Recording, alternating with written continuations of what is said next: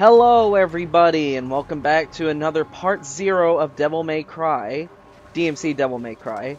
Anyway, in this video, I'm going to get the remaining items for Dante, which are the keys, opening the doors, and doing all the secret missions.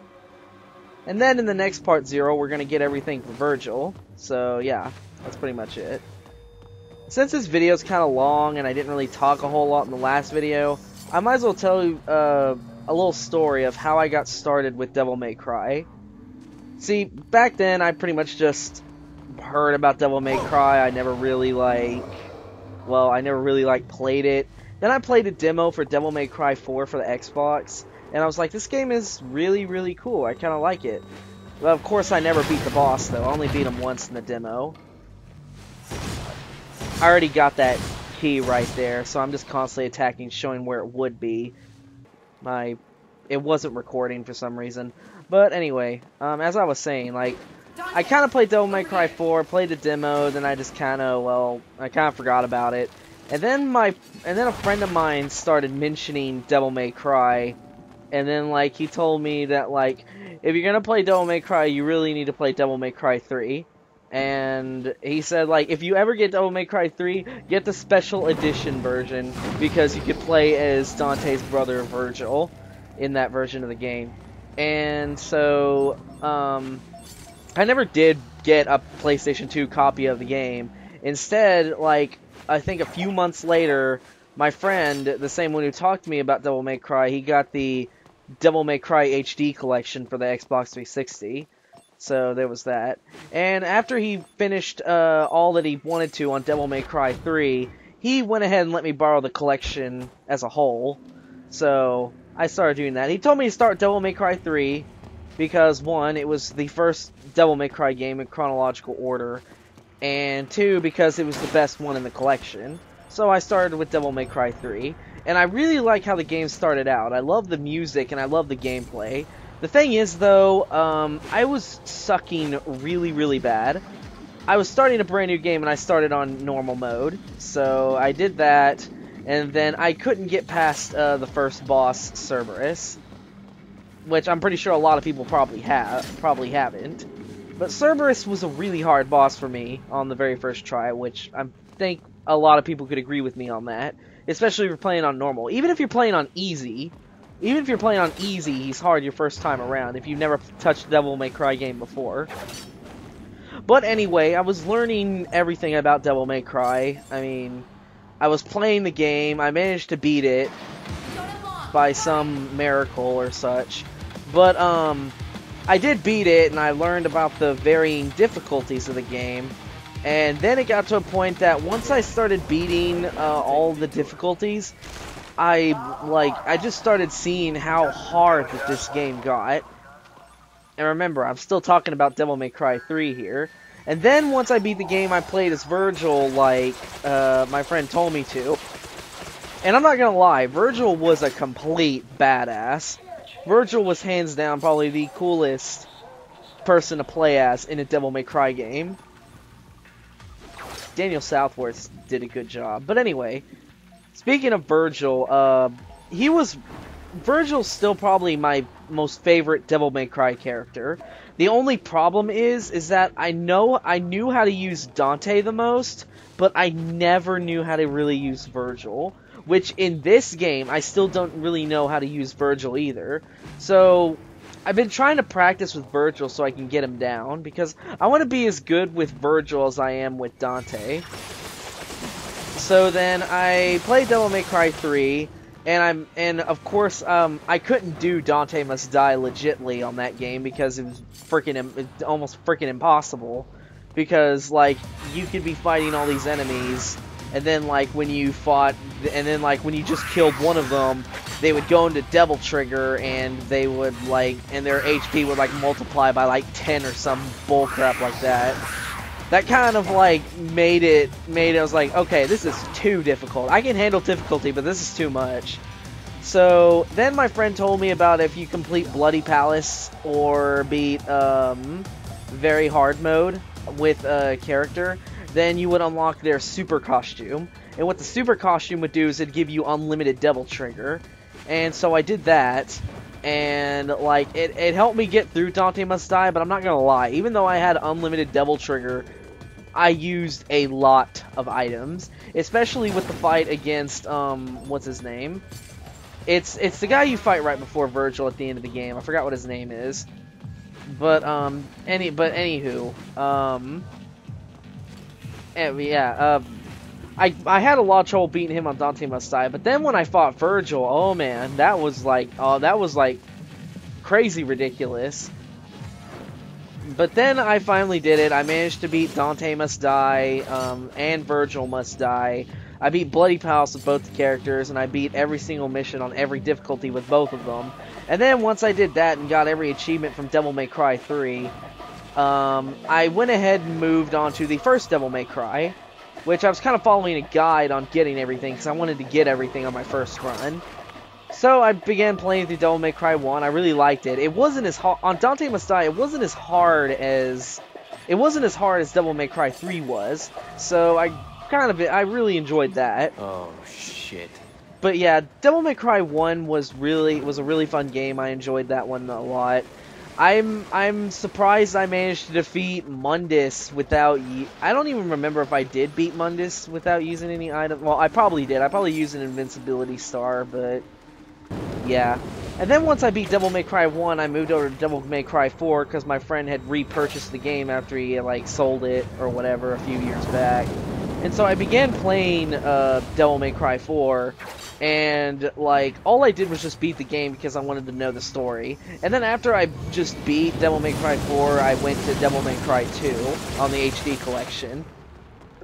Now, the thing is about Devil May Cry 2, I like everything about Devil May Cry 2, it just wasn't done right. Like, I love all the weapons, I love how the enemies were done, but Bloody Palace was, like, freaking impossible if you weren't using Trish. Or even then, if you were using Trish, it was still pretty hard. Like, damn near impossible. You had to be fully maxed out on items, and not to mention, you also had to freaking... You had to be maxed out with items, and not to mention, you also had to, like, take the least amount of damage possible. Because by the time you got to, like, the 2000th level out of 9,999, which technically it's like the 20th floor out of 100, in other words. By the time you got to the 20th floor, enemies were already going into Dante Must Die difficulty, which that was, like, bugging the heck out of me. Especially how you fight nothing but goats.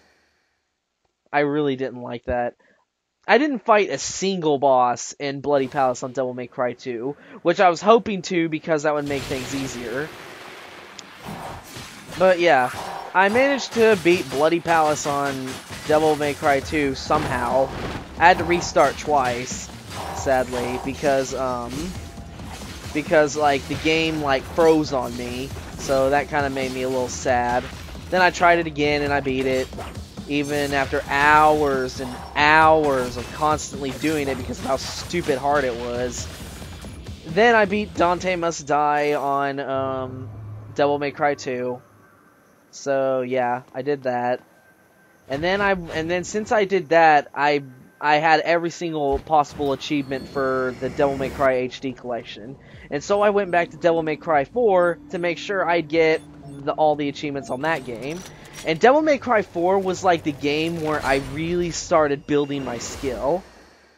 More or less so that, like, every time, like, by the time I got to, once I beat Son of Sparta difficulty, I went ahead and, tried to beat Bloody Palace. And I did. Because Bloody Palace, like, it was really fun in that game, I'm not gonna lie. But, what was I saying? Oh yeah, I was playing Bloody Palace, and that's when I started running into Dante Must Die enemies for the first time, like, in the last 20 floors. And, like, of course I failed at the end, like, twice before I actually made it to floor 101. And once I finally did beat Bloody Palace, then I realized, man, I've come a long way since Devil May Cry 3. And so I went ahead and started playing Dante Must Die difficulty on Devil May Cry 4. And then once I started, as I was playing through the game on Dante Must Die difficulty on DmC 4, I realized that, like, I was easily getting S ranks for when I completed the mission. Like, I was really happy about what I was looking at. Like, how I would beat, like, the first mission. Oh, you got an S. And, like, second mission, you got an S. And, like, I even knew when I'd get an S rank on the missions, too. Because what would happen was that, like, whenever you completed a mission, if the bullets started from the top and the bottom and started filling the screen a lot, then you knew for... Well, basically, if the bullets started from the top and the bottom when they were shooting the screen, you know... then you knew for a fact that you got an S rank. So that made me really happy. Of course, and then when I got to playing as Dante on DmC during the missions, I think it was like mission 11 or something where you start playing as Dante. But anyway, I started playing as Dante, and then, like, I realized I was doing really good with him, too, because Dante's pretty tricky to use on DmC4, I'm not even gonna lie. But then, like, I kind of made it to the bosses, which I was doing alright. And then, like, what really helped me on playing as Dante was that I learned about something called distorted real impacts. There was this one move you could do with Gilgamesh while you were in Swordmaster, where if you were to, like, lock onto an enemy and then do a back special, he would take, like, Dante would take forever to do this, like, really powerful uppercut called Real Impact. And basically, I learned how to distort that, which that means is that I turn on or off Devil Trigger while the Real Impact is dealing damage to my foe. Like, I would literally, how should I put this? Like, I ran into a blitz, my first blitz with Dante, and I used Pandora to switch to the laser beam and shot him twice with it. I went up to the blitz while he was standing still after I got him out of his electricity, and then, like, I did a Real Impact. I distorted it once, because if you distort it twice, then it, like, pretty much, gets him away from you. And then I did another single distorted Real Impact on him, and then I just jumped in the air, shot him with Pandora, and he died. Just like that, on Dante Must Die. And so I kept continuing, I defeated bosses one after another, and then, like, I finally got back to being Nero at the end of the game, and I was like, well, this is it. Time for the frickin' Mega Man stage. And then, like, I fought the final boss on Dante Must Die, S-ranked it, and I was looking at my statistics, and I was like, wow, I have S-ranked every single mission on Dante Must Die on Devil May Cry 4. Wow. And then I went through the game on Hell in Hell mode after I unlocked the super costumes for Dante and Nero, which that was really fun. And then once I beat Hell in Hell mode, I got my last achievement for Devil May Cry 4. So, yeah. And then, like, yeah, that's pretty much how I began with Devil May Cry. And then I heard about this game, and upon its release, there was a bunch of, well, there was a bunch of negative criticism about this game that I was hearing, but I was willing to give this game a try.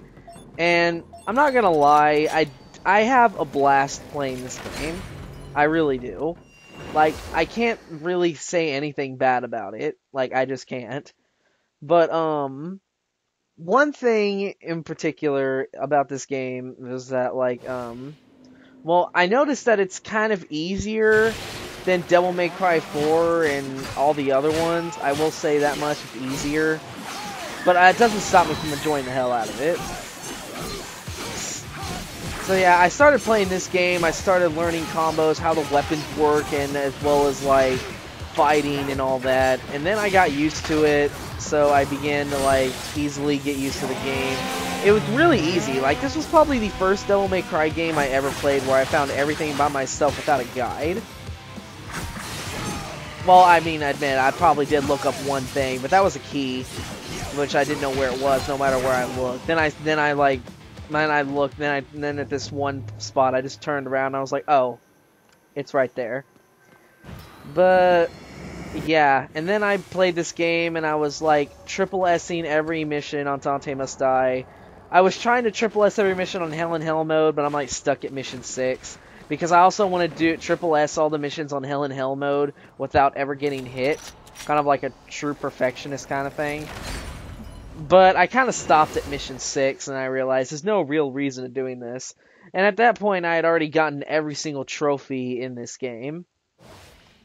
And then, when Virgil's Downfall came out, I started playing as Virgil. So I was like, I wonder how Virgil's going to work on this. And he's completely different than how he was on DmC 3. And, like, I did enjoy playing Virgil's Downfall. The only, like, complaint I had about Virgil being in this game was that you couldn't play Bloody Palace with him.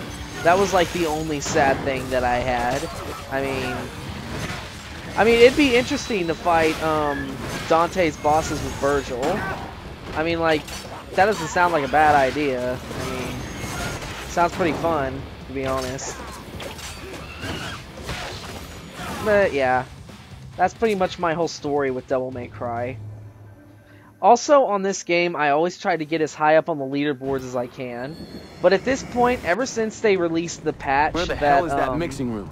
Ever since they released the patch that fixed how getting style points work, I mean, honestly, I really think they should have reset the leaderboards also, due to the fact that it changed the way in which style points, which were on the leaderboards, are, like, how they're affected. Like, for example, like, you could play this game, like, before the patch, and what happened is that if you got a triple S rank, like, on the top right, like, up there with the C and stuff, if you ever, like, got that, then, like, if you got the triple S, it would never, ever go down below that throughout the rest of the stage. Like, I'm not even kidding.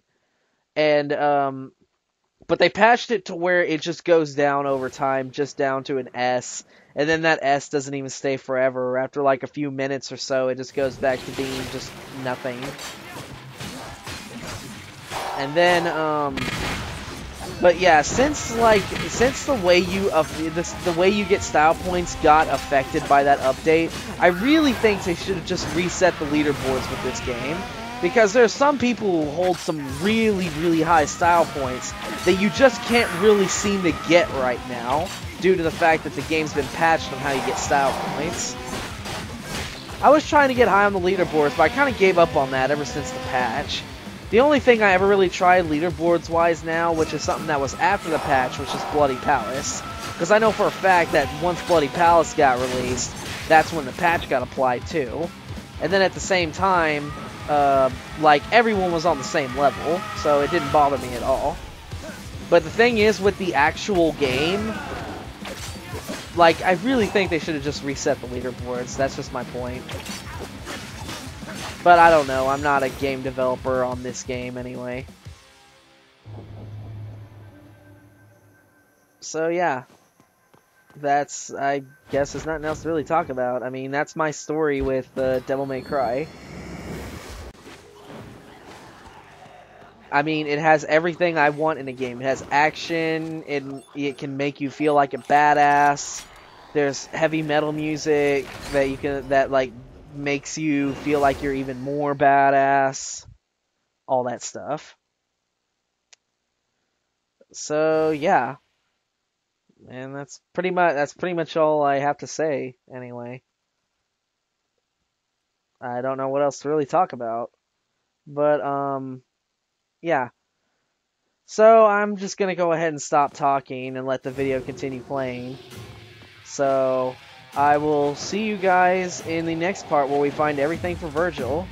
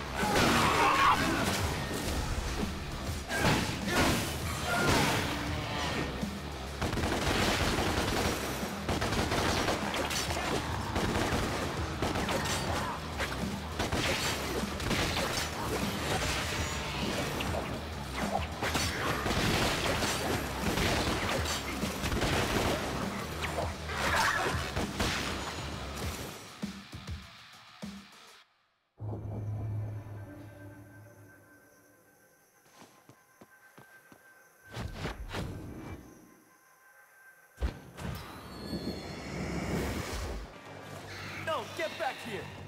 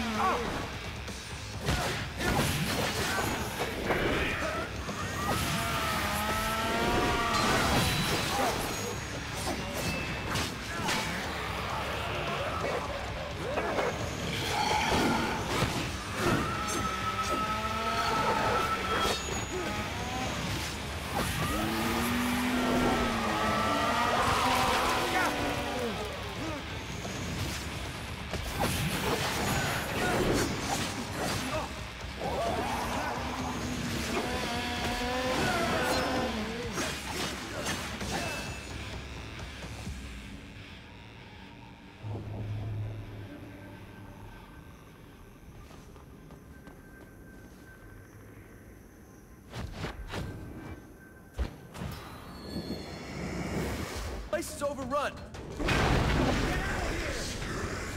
Damn it! Can anybody hear me? Shit. This place is infested. I hope Kat's okay.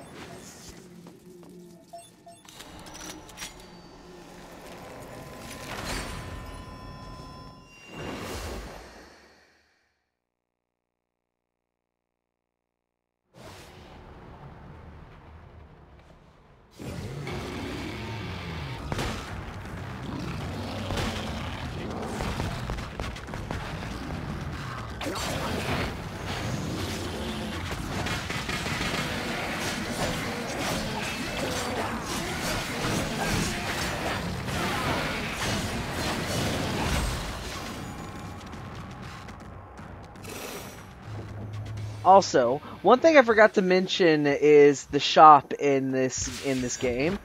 When you go to the items, there's after you do all the secret missions and such, your stats won't be maxed out. So you have to go to the shop in order to buy the remaining 6 health crosses and the remaining 3 double trigger crosses. You need a total of 45,000 red orbs in order to buy all of these. I was 5,000 red orbs short here, so that doesn't really matter.